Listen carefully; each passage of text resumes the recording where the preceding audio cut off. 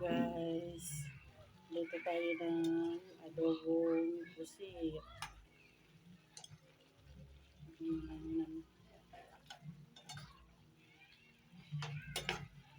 Gusto kong haluan ng talbos ng ano sana to.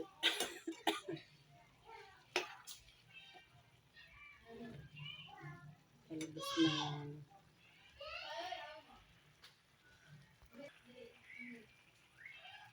lagyan ko ng oyster sauce. Toyo sana pero oyster sauce na sila. Nagtubig, hindi ko pa nilagyan ng tubig to ha. Nagtubig na siya oh.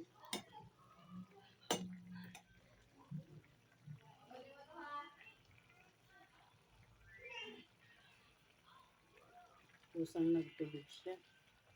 Kapatuyuin ko to. Masarap kasi pag tuyo ang adobong pusit eh.